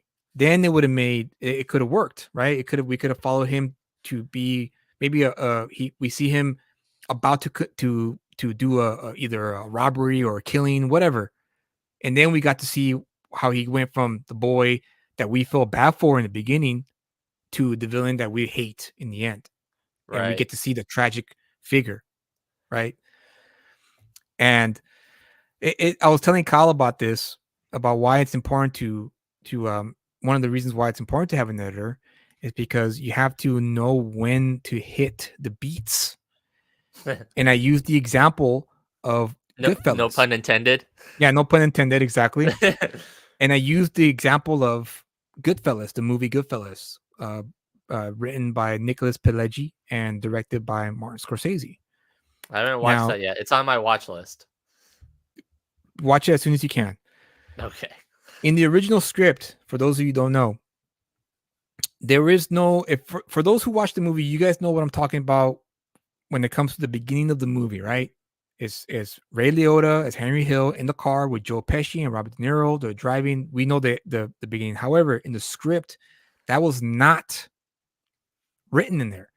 In the original script, it starts with Henry Hill as a little boy watching the gangsters from his window, admiring the lifestyle, falling in love with the lifestyle, as we saw in the movie, right? When they flash back and he's narrating his life or his childhood, for that matter, and then the movie starts from there. Now, Martin Scorsese, to his credit, when he was reading the script and working with Nicholas Pileggi on it, he told them, like, nothing's happening in the first 20 minutes and the audience will get bored. They're going to get bored. And on top of that, we're glamorizing the lifestyle. And we shouldn't glamorize the lifestyle until we get to like the 40 or 50 minute mark, however long it takes for the dark stuff to happen. And so what Scorsese did was he got the piece that Nicholas Pileggi wrote towards the middle of the Bats. Yeah, I think his name was Bats, the character.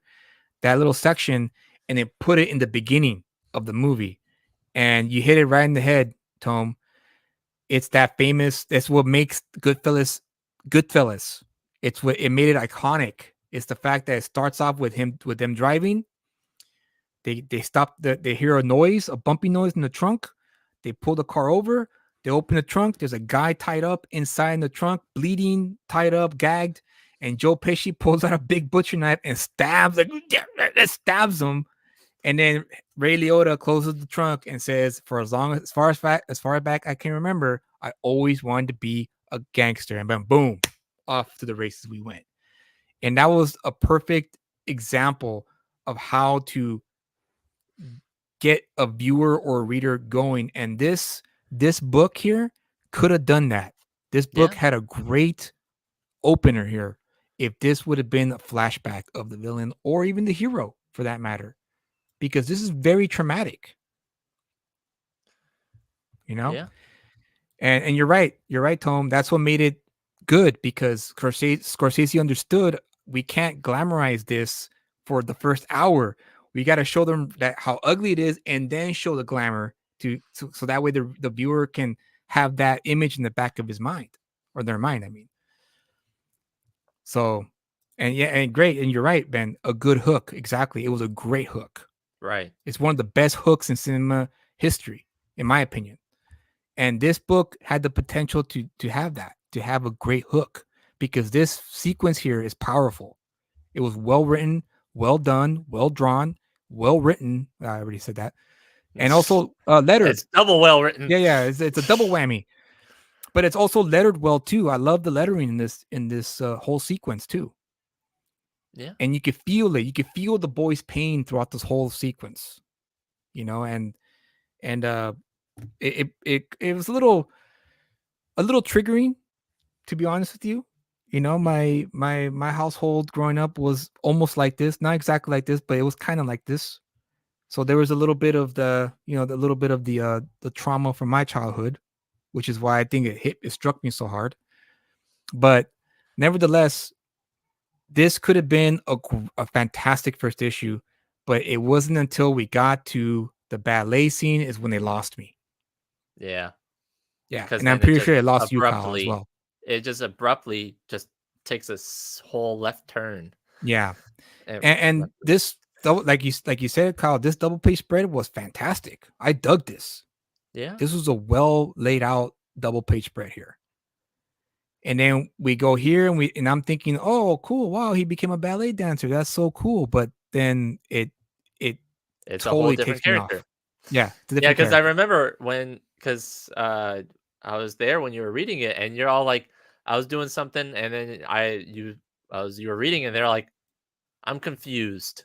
Yeah. That's like the first thing you said after starting to read it. Yeah. Because I was. And that's unfortunate because, like we said, everything else is great. And I'm not accustomed to reading indie books where everything is all there. But the It just delivery was it just didn't land. yeah, which It is just so didn't land. unfortunate because everything else is Yeah. has Yeah, everything exactly. else. Yeah. That's Everything why else. it makes it so frustrating. Even, you know what? To be fair, even this scene here was good. Yeah, Like I mean, it was I mean, it wasn't the greatest. It wasn't as impactful as the first scene, but no, it was okay. It was all right. You know, it was a mother giving warning to their sons. But we don't see what happens to the mother afterwards. we We jump barely see here. this, and we barely see the brother. Yeah, and we don't see the brother at all. We just see this and it's like, okay, cool, but where's the context? Where's why again? Why do I care? Why do I care? Yeah. And yeah, that's pretty much all I have to say about that, man. Like, I mean, it was one of those situations where I feel like it's like I'll use the analogy of when you're cooking, right? You have all the ingredients, but then maybe you decide, you know what? I know the recipe calls for this kind of salt, but I'm gonna use this kind of salt instead. Yeah. You know, the recipe Or calls for onion, but you know what? I'm gonna use this instead, and it just ruins the whole thing. or you have all the ingredients, but you're like, I know this recipe by heart. I don't need to look at the recipe Yeah, book. exactly. Yeah, there you go. There you go. Yeah. So it's like you have all the elements there to make a really good, strong book, but it just did not land, which is Yeah, it so didn't land. unfortunate. Yeah, very unfortunate, actually. Very unfortunate. So, I mean, I hope the writer of this book, I hope he still has this artist attached. I hope he watches his video. No Yeah. disrespect to you as a writer, but if you want my advice, my sage advice, hire an editor. Hire a good one who actually wants to you know, make this book a success, because this book has all the ingredients for a successful run. How many pages was this book? It was a what, 28 pages, Kyle? Or 32 pages? Yeah, about 32, 40. No, it's around there. Yeah, I think it's the basic number, Freddie. I think it's the 32 page. I think it's a book. little bit more, but it's basically 32 pages. But yeah, there you have it, guys. Those are my thoughts. Again, so much potential in this book. I was really surprised. I really was pleasantly surprised at how, like, hey, this is this is pretty good. Like, this is And really actually digging it. Like I said at the beginning, it did draw me when I was at the convention, and especially the way that he described the book, that it was supposed, it's a superhero that's based on music and stuff like that, which is intriguing for, to try to do a medium that's only limited to a different, Right. medium. Yeah. That's like, okay, well, that you have a lot to play around with. You need an editor too. Everyone, honestly, ID Crisis, everyone needs an editor. Really, especially if you're starting out. Luckily, Gambino was there to be my editor, so he always made sure I was on track when I was writing the script for Vigilant Fury. So I had that going for me. And believe me, Gambino was not. He was not. Nothing got past Gambino when it came to my writing. So I'm grateful for that. So, Moment of Truth, Kyle, is what's the name of this book again? Beatbox and tune. Beatbox and Tune. Is it worth the pickup? I'm gonna have to say, for at least for this first issue, no, it's not worth the pickup. I'd say if you want it from the art alone, then yes, at least to find the artist. The artist again, and the writer. I mean, he was pretty good too. But He yeah, was. Matt He was. Matt Gardio, Gardo. I guess Gardo. Yeah, I really wouldn't know. But he was something that's really good. Definitely, if you want to, again, I'm not the end all be all person to say whether or not you should read a book. Yeah, If you want right. to, go and find this book. I can post here. I'll flash at the back the QR codes that are associated with it. We did try to scan the QR code for this ad for the second issue. It did not work for us, Yeah, so I we don't didn't. know It's what it is, what's up with it. But here's all the other Instagrams that are and stuff that's associated with it. Check it out if you want to, but for now, I don't kn- I don't see it as a worth a pickup. well, they have it, folks. It's not worth the pickup. Again, potential, but It has potential. Like we yeah, said, but it didn't. it It has didn't quite potential. land. It didn't quite land there yet. Again, it was, again, it's because they needed a good story editor. You always, especially when you start. I don't know if this individual has been writing comics. I don't know if he's new to comics. I don't know if he's. I don't I'm know how trying to many years remember. he's been in. When you spoke to him at the con when you bought his book, did he tell you how long he's been writing comics? I'm trying to remember what he said. Again, this was a while ago. This was last year. So I'm trying to remember what he said. I think he said this was his first book. I'm not entirely sure. He might have worked on something else before. But he was definitely pushing this book, and I think this was the only one that he had on his table. So, and Okay. I did see him again just recently in December when I was at another convention. He had another booth there too, and I saw him. I didn't go like I saw him from a distance. I didn't necessarily go up to see him because I was busy doing other stuff. But I don't know whether or not he did have the second issue. I do believe he was still had this issue as well.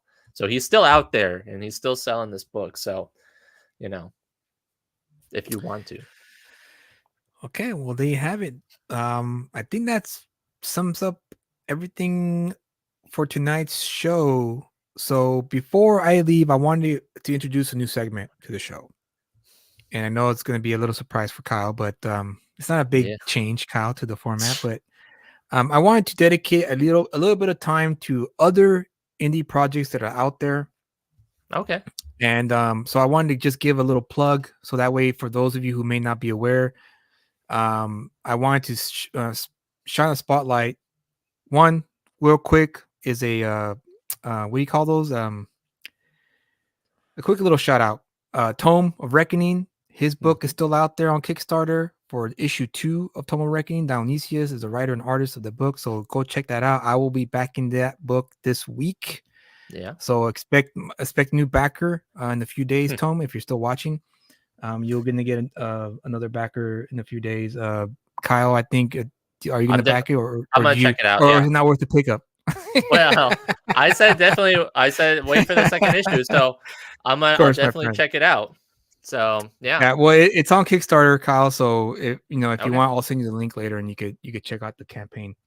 But I Cool. wanted to shed a light to Debt Stopped from my homeboys at 656 Comics. Right now they're at 591, Yay. and they have 26 days to go. They have 14 backers currently. Tom says he won't like it, but I still love him. You don't know that. I know. My opinions change. I'll have to read it and find out. Hey Julie, I sent you a DM on IG. Tweak just a bit. Yeah, man. Yeah, I'll check it out. Did you insult me? And you're telling me that you didn't mean to? But yeah, it's Dead Stop is a horror anthology comic book produced by 656 Comics, currently on Kickstarter. It's live. It's a book that's black and white, and it's what I call border horror. Mm. And it's I dig it. My favorite story is the clown story. Kyle will be doing Is It Worth the Pickup edition next Friday, Yep. and we will have the writer of the majority of the stories in this book, Pancho. He will be on the show, and we're going to go through the book from beginning Yeah. to end. There's- Kyle it's, has read it. He has his notes. He has his thoughts, and we were going to do it this week, but there was some scheduling conflicts, so he couldn't make it today. But he said to next week for sure. Mhm. See, there he is. He has the copy Right there. The Rich Ayala cover. And so yeah, we'll have Pancho on next week. We're gonna talk to him about it and break down each story. And then by the end of it, Kyle will let you guys know if it's worth the pickup or not. But if you guys don't care about Kyle's opinion, Yeah. Why would you? yeah, exactly right. Just Julius does check it. out check out the campaign. I think I posted the link on the chat, so you could check it out there. And yeah, I personally loved it. I think it's a wild ride. It's a nice homage to Tales from the Crypt. And what was the one what was that Stephen King one? Creep Show, I think it was called Creep Show. Yeah, that's a homage to that movie and also the EC comics. I didn't really think of that. I was thinking of Svengoolie. Spanguli? Svengoolie. Svengoolie. Svengoolie. I don't know what Yeah, that is. he's a host of Creep a Show. TV show that does old, horror, like really old, like 40s and 50s horror movies and stuff like that. It was on TV. I don't know if see, Tom knows. Yeah, Oh. he's host of a TV show. He's dressed up like a witch doctor type kind of character. Oh wow, I never heard of this. Yeah. Svengoolie, nice. He's funny. He's a fun guy to watch. So yeah, it's horror stories that happen in the border of Juarez, Mexico, and yeah, it's quite the read. It's not for the faint of heart. Just so giving you a heads up there, but the artwork is phenomenal. There's It's drawn by stuff. Dario Rodriguez. What was that, Kyle? There's some dark stuff. Very dark. Yes, very dark stuff. So obviously, it's not for kids. Children should not read this book. It's for mature audiences. So I would check it out. I mean, look at these prices, man. These prices are great. $10 for the PDFs and the $20 for the case. It's a thick book too. It's not a thin book. It's a thick book, heavy book. Yeah. And it's worth, in my opinion, worth every penny. There's lots of stories in there. My wife and I watch him every Saturday. Is that a new show? Is that still on? Or is it it's not a new show. It's he's been on for a long time. I've never heard of this show. How come I never heard of this? It's on I think the channel is called Me TV is the channel. Okay. That's probably why then. And I think I don't know whether or not they're on any streaming platform or anything like that. But yeah, he does lots of like the old, like really black and white, like with the like giant ants that are roaming the town and stuff like that, or those types of like 40s and 50s type movies. And then I think he does newer stuff as well. But yeah. Okay, cool. Ben says it's been on for like 40 years. Dude, I'm like so out of the loop with that. Holy crap. I can't believe I never heard of this. Shame on me. Look him up. Yeah. Yeah, shame. I'm definitely going to look him up now. Yeah, shame on me. Jeez, I should have known about that guy. Maybe I do, and I just don't remember the name. Maybe that's what it was. That's possible. You're getting a little up there in age. Yeah, yeah. He's like Joe Bob and Crypt Keeper had a kid. Nice. Oh, look at this. Last week they showed the return of the creature of the Black Lagoon. Yeah, or like kind of like, and then I'm sure he also does like the like original like Draculas and stuff like that. And Okay, they, cool. Very they play all cool. those old movies.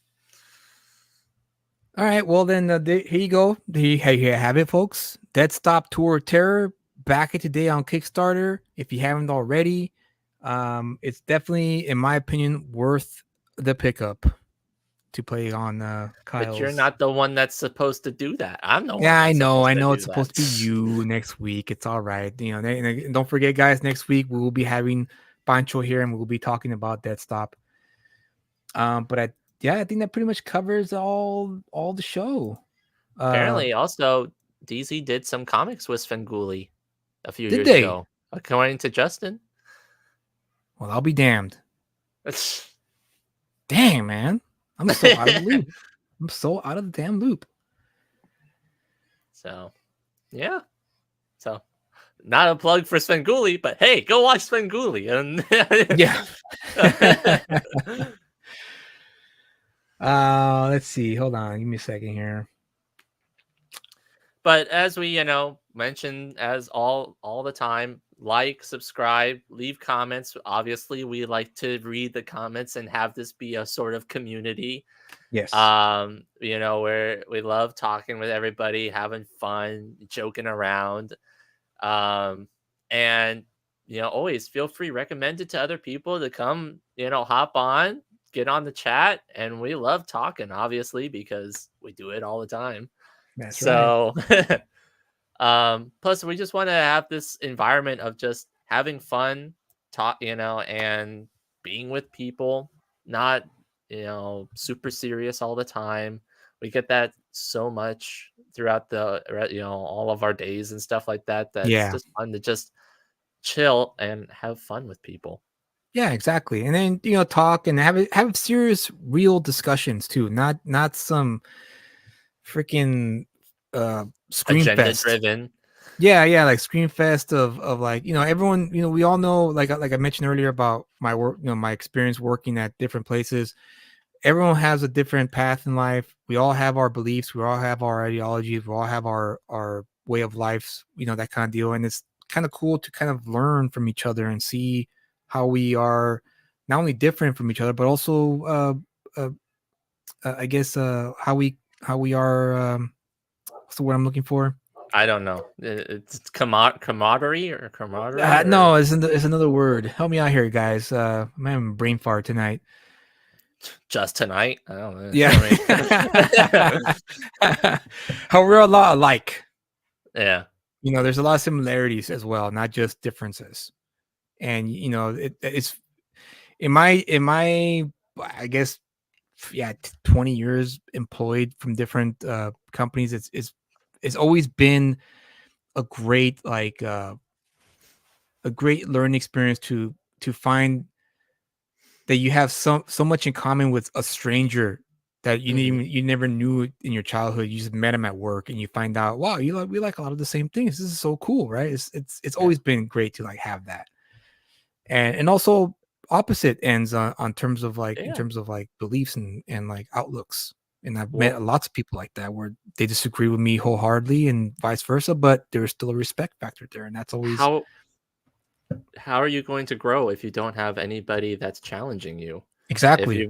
If you only have, people that are just yes men under you, giving you everything that you want, you're not going to get, you'll get far, but you're not going to get better. Exactly. Freddie Ness says, I think we all had a good discourse on this episode. Proof there's still adults out there. Yeah, dude. Absolutely. I think you guys have a good day. Thank you. Thank you, Dionysius. Well, it's it's unique the way that it's funny that we we found each other just through work, and we both have some similar interests, but we also disagree on other stuff. As well. Yeah. Like Kyle thinks that the prequels are good movies. I mean, and you think that's The Last Jedi is good too? Yeah, it's pretty good. That's all why. Day. We actually had a long fight about this at work, we did. And we will have an episode where he defends the prequels and I defend The Last Jedi. Yeah. But like, giving both of our perspectives, we both have different lives, like, different backgrounds and stuff like that. So, Yeah, I think it may be a lot of some people on the chat may have lost a little bit of respect for me for admitting that I like The Last Jedi. They should, you know.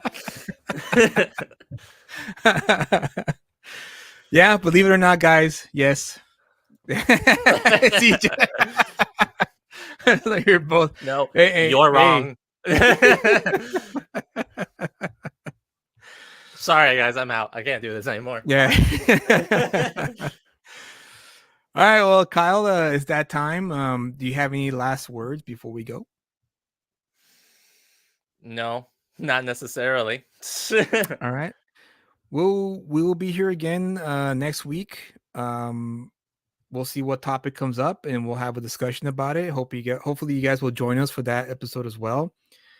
And then we'll have Pancho from 656 join us for Is It Worth the Pickup? And hopefully you guys are there too, and hit the like button, subscribe.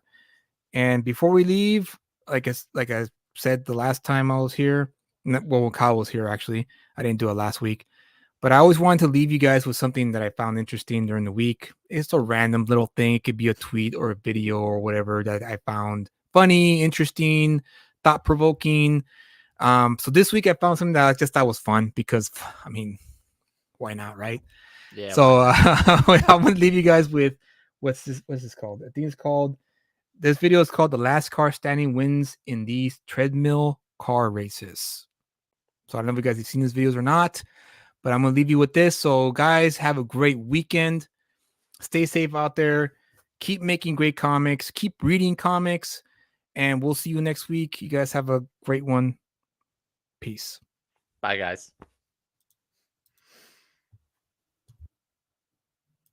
Team White versus Team Yellow. Who's gonna win this one? Hot Wheel White Cars attacking already. Oh man, Ted's coming on the other side. School bus flipped over. We got Lambo and Mail Truck. Who can hold on? Oh man. Who's gonna win? Mail Truck swerving. Flips over, hits the little trip. Oh, still doing well. Lambo's kind of falling here. Goes to the attack, misses. Oh man, he's going. Lambo truck. All right, Team Blue versus Team Black. Who's winning this one? A couple of blue guys already out. GTR comes to the front, aggressively taking out some of the cars. Oh, flips and lands the flip backwards, but he's out anyway. Batmobile still in, Mustang still in, Bugatti trying to come up to the front. Succeeds. Batman and Mustang are out. A lot of movement here. Dom trying to come up to the front. Pushing against Bugatti. Pushing top speed here. Camaro falling. Holds on somehow. Oh man. Dom Toretto, Team Black.